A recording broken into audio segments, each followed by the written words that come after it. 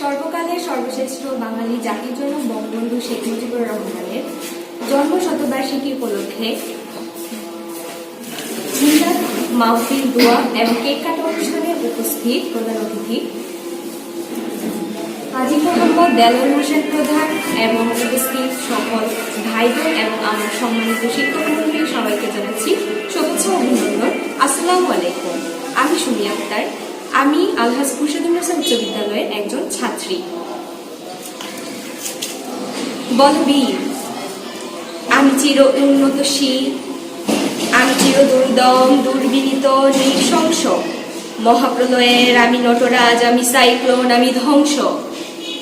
বাঙালি জাতি যে বীরের জাতি তা বহুবার প্রমাণিত হয়েছে বিশ্ববাসীর কাছে এবং ইতিহাসের পাতায়ও তা স্পষ্ট। বহুবার বহু শত বছর ধরে বিভিন্ন জাতি এর প্রমাণ পেয়েছে। যখন বাঙালিরা ওদের অত্যাচারিত হাতকে রক্তাক্ত করেছে, ভেঙে দিয়েছে ওদের হাতকে। আর এই প্রতিরোধের জন্য প্রয়োজন হয়েছে নেতৃত্বের, যা কোনো সাধারণ মানুষের পক্ষে সম্ভব ছিল না। বর্ণবাদের বিরুদ্ধে যেমন নেতৃত্ব দিয়েছিলেন নেলসন ম্যান্ডেলা, তেমনি বাঙালিকে স্বাধীনতার সূর্য, স্বাধীনতার সুখ উপভোগ করাতে এসেছিলেন বঙ্গবন্ধু শেখ মুজিবুর রহমান।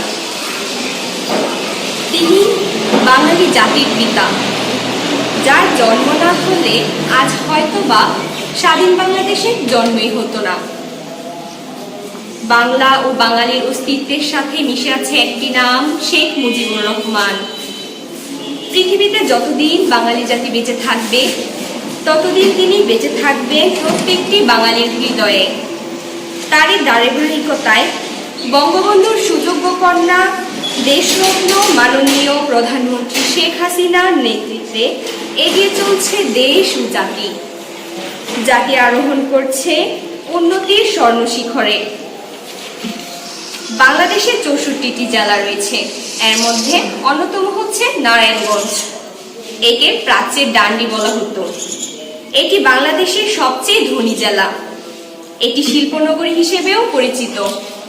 কিন্তু এই জেলার সমৃদ্ধির পিছনে একটি পরিবারের অবদান অসামান্য। আর সেই পরিবারটি হলো উসমান পরিবার, যাদের উপর নারায়ণগঞ্জবাসী নির্ভরশীল। নারায়ণগঞ্জবাসীর প্রিয় এই পরিবারটির গোড়াপত্তন করেন এম ওসমান আলী।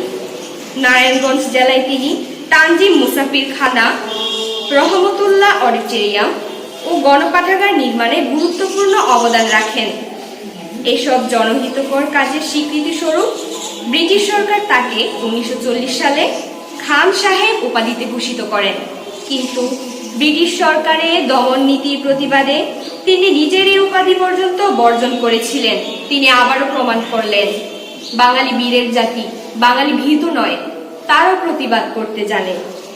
লাহোর প্রস্তাবের ভিত্তিতে পাকিস্তান আন্দোলন শুরু হলে তিনি নারায়ণগঞ্জে আন্দোলনকে সুগঠিত করেন এবং বামপন্থী ও অন্যান্য স্থানীয় নেতাদের সহযোগিতায় সাম্প্রদায়িক সম্প্রীতি বজায় রাখেন।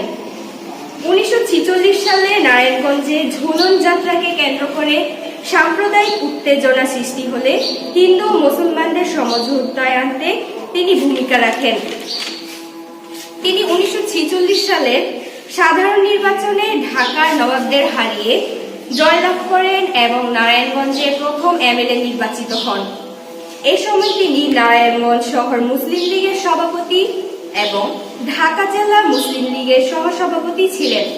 1942 থেকে 1947 সাল পর্যন্ত তিনি নারায়ণগঞ্জ শহর মুসলিম লীগের সভাপতির দায়িত্ব পালন করেন। 1949 সালে 23 জুন প্রতিষ্ঠিত পাকিস্তানের প্রথম বিরোধী দল আওয়ামী মুসলিম লীগের প্রতিষ্ঠাতা সদস্য ছিলেন তিনি। 1971 সালের 19 মার্চে মহান ভাষা সৈনিক প্রয়াত হন, কিন্তু রেখে যান রত্ন, তার বড় ছেলে AKM শামসুজ্জোহাকে। তিনি বঙ্গবন্ধুর ঘনিষ্ঠ সহচর ছিলেন। তিনি ছিলেন ভাষা সৈনিক। মিথ্যার মামলার অভিযোগে তিনি 18 মাস কারাবন্দী ছিলেন। 1952 সালের ভাষা আন্দোলনের সময় নারায়ণগঞ্জ ভাষা সংগ্রাম পরিষদের সভাপতি ছিলেন এবং তাদের বাসভবন বাইতুল আমান ছিল সকল আন্দোলন সংগ্রামের কেন্দ্রবিন্দু। ভাষা আন্দোলনের সময় এই বাইতুল আমান ভবনে তৎকালীন পাকিস্তানি পুলিশ প্রবেশ করে তার পরিবারের উপর অকথ্য নির্যাতন চালায়। এই বাইতুল আমান ভবন আজও কালের সাক্ষী হয়ে দাঁড়িয়ে আছে, যেখানে বাংলাদেশ আওয়ামী মুসলিম লীগ প্রতিষ্ঠার বীজ বপন করা হয়। মহান মুক্তিযুদ্ধের সময় ভারতের শরণার্থী শিবিরে তিনি ত্রাণ বন্ধু নামে পরিচিত ছিলেন। এই সাহসী নেতা 1971 সালে 16 ডিসেম্বর হাইকোর্টে স্বাধীন বাংলাদেশ পতাকা উত্তোলন করেন। ওই দিন অপরাহ্নে বঙ্গমাতা ফজিলাতুন্নেসা, বঙ্গবন্ধু কন্যা ও বর্তমান প্রধানমন্ত্রী শেখ হাসিনা সহ পাক সেনাদের হাতে আটক বঙ্গবন্ধু পরিবারকে মুক্ত করতে গিয়ে পাক সেনা কর্তৃক গুলিবিদ্ধ হন এই নেতা। প্রধানমন্ত্রী জননেত্রী শেখ হাসিনা সেই ত্যাগের কথা নিজ মুখে বর্ণনা করেছিলেন নারায়ণগঞ্জের একটি সুধী সমাবেশে, এবং তিনি সংসদে এই পরিবারের কথা স্মরণ করে বক্তব্য দিয়েছিলেন এবং নারায়ণগঞ্জবাসীকে গর্বিত করেছিলেন। স্বাধীনতার পর 1973 সালের নির্বাচনে তিনি সংসদ 1975 সালের 3 নভেম্বর জাতীয় 4 নেতার হত্যাযজ্ঞের সময় তিনি ও শহীদ জাতীয় নেতা ক্যাপ্টেন মনসুর আলী একই সেলে বন্দী ছিলেন। শামসুজ্জোহা ছিলেন ওই কলঙ্কিত ঘটনার একজন সাক্ষী। মহান মুক্তিযুদ্ধে অসামান্য অবদান রাখার জন্য 2012 সালে তাকে স্বাধীনতা পদক মরণোত্তরে ভূষিত করা হয়, যা নারায়ণগঞ্জবাসীর জন্য অহংকার। এই বীর জননেতার স্ত্রী ছিলেন ভাষা সৈনিক ও রত্নগর্ভা মা বেগম নাগিনা জোহা। 1935 সালে অবিভক্ত বাংলার বর্ধমান জেলার কাশেমনগরে জন্মগ্রহণ করেন এই রত্নগর্ভা মা। 1951 সালে AKM শামসুজ্জোহার সাথে তার বিয়ে হয়। স্বামীর বাড়িতে এসে 1952 সালে ভাষা আন্দোলনে তিনি অংশগ্রহণ করেন। এই রত্নগর্ভা মা জন্ম দিয়েছিলেন 3টি রত্নকে, যার জন্য আমরা তার কাছে চিরকৃতজ্ঞ। তিনি মনোবল নিয়ে যেভাবে নিজের সন্তানদের গড়ে তুলেছেন তা ইতিহাসে বিরল।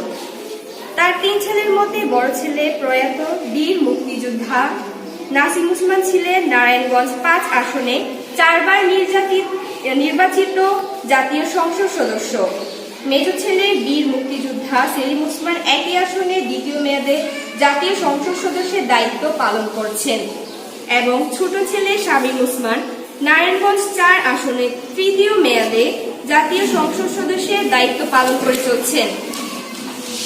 এই রত্নগর্ভা মায়ের বড় সন্তান প্রয়াত বীর মুক্তিযোদ্ধা AKM নাসিম উসমান 1971 সালের মুক্তিযুদ্ধের সময় প্রশিক্ষণের জন্য ভারতে চলে গিয়েছিলেন এবং প্রশিক্ষণ শেষ করে দেশে ফিরে এসে দৃঢ়পণে যুদ্ধ করেন। নিজের জীবন বাজি রেখে দেশকে স্বাধীনতার দিকে ঠেলে দিতে সাহসের সঙ্গে যুদ্ধ করেন তিনি।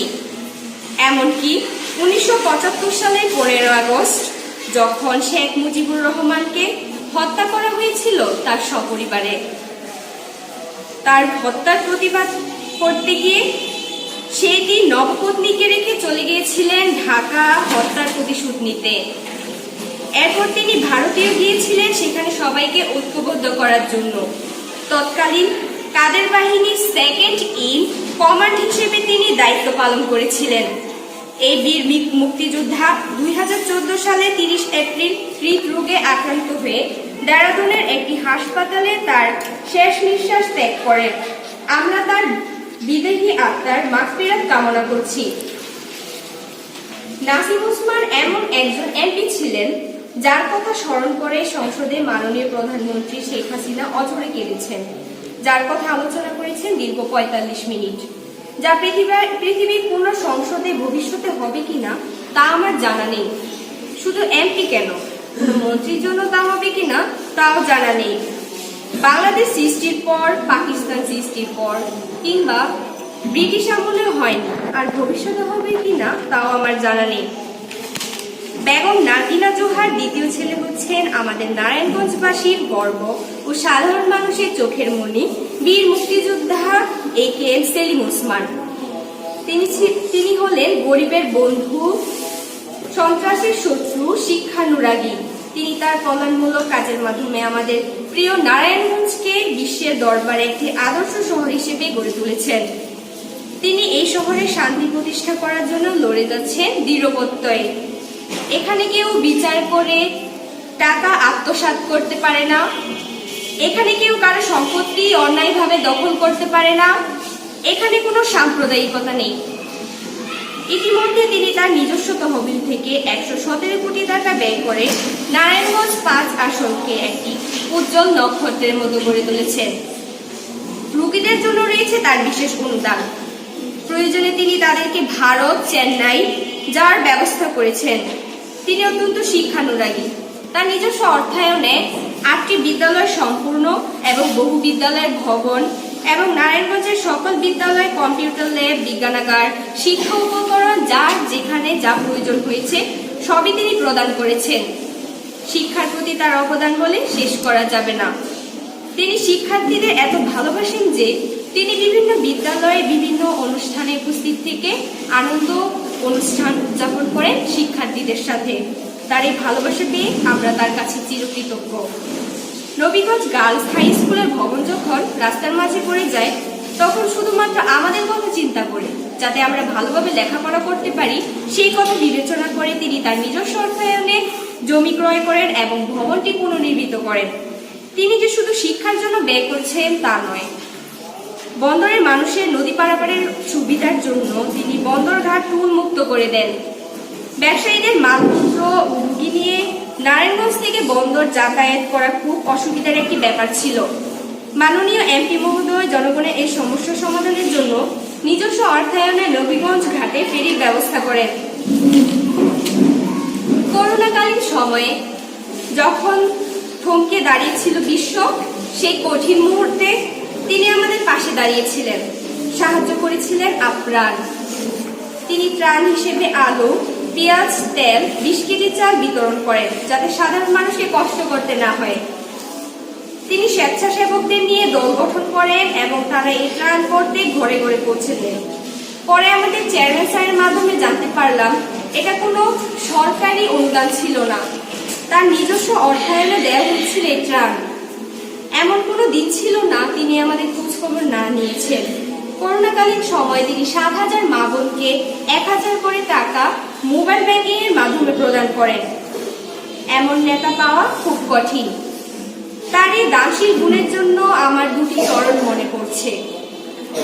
আমি কখনো মহান দানবীর মহসিনকে দেখি নাই, সে স্বাদ আমি পূরণ করেছি তোমাকে দেখে তাই। নাগিনা জুহা ও AKM শামসুল জুহার তৃতীয় সন্তান হলেন AKM শামীম ওসমান। তিনি ঢাকা বিশ্ববিদ্যালয়ের ছাত্র ছিলেন। সরকারিভাবে কুমুদিনী ক্যান্সার হাসপাতাল ও প্রযুক্তি বিশ্ববিদ্যালয় প্রতিষ্ঠার জন্য বিল পাশ করান। এই নেতা বাংলাদেশের সকল স্থানে পরিচিত। যখন তিনি বিরোধী দল কর্তৃক দেশ ছাড়া হয়েছিলেন এবং পরিস্থিতি স্বাভাবিক হওয়ার পর যখন তিনি দেশে ফিরলেন তখন শুধুমাত্র তাকে এক নজরে দেখার জন্য নারায়ণগঞ্জবাসী ছুটে যায়। সেটা কোনো মিছিল ছিল না, কোনো সমাবেশও ছিল না, শুধুমাত্র তাকে একবার দেখার জন্য নারায়ণগঞ্জবাসী ছুটে এসেছিল। এই নেতা আজও একাগ্রতার সাথে কাজ করে চলছেন নারায়ণগঞ্জকে এগিয়ে নেওয়ার জন্য। উসমান পরিবারের এই অসামান্য অবদানের জন্য আমরা নারায়ণগঞ্জবাসী তার কাছে চিরকৃতজ্ঞ। তাই আজ আমি বলতে চাই, যদি বাংলার প্রতি করে শামসুল জুহার মতো একটি পিতা আর নাগিনা জুহার মতো একটি মাতা থাকে তাহলে বাংলাকে সোনার বাংলা গড়ে তুলতে পারবো। আজ আমি উসমান পরিবারের প্রয়াত সদস্যদের বিদেহী আত্মার মাগফিরাত কামনা করছি এবং আল্লাহর নিকট আরো দোয়া করছি যাতে AKM সেলিম ওসমান ও AKM শামীম ওসমানকে তিনি দীর্ঘায়ু দান করেন, যাতে তারা নারায়ণগঞ্জকে শুধু বাংলাদেশে নয় বরং পৃথিবীতে একটি আদর্শ রাষ্ট্রীয় শহর হিসেবে গড়ে তুলতে পারে। আমি আজ আমাদের মাননীয় এমপি মহোদয়ের কাছে বিনীতভাবে অনুরোধ জানাচ্ছি যেন তিনি অতি শীঘ্রই শান্তিনগর চরকে ডিসি শিল্পনগরী করার যে পরিকল্পনা নিয়েছেন তা বাস্তবায়নের মাধ্যমে আমাদের মতো শিক্ষার্থীদের জন্য লেখাপড়ার পাশাপাশি কর্মসংস্থানের ব্যবস্থা করে দেন। অবশেষে আমি তাদের পরিবারের সবার সুস্থতা কামনা করে আমার বক্তব্য শেষ করছি। জয় বাংলা, জয় বঙ্গবন্ধু। সবাইকে ধন্যবাদ।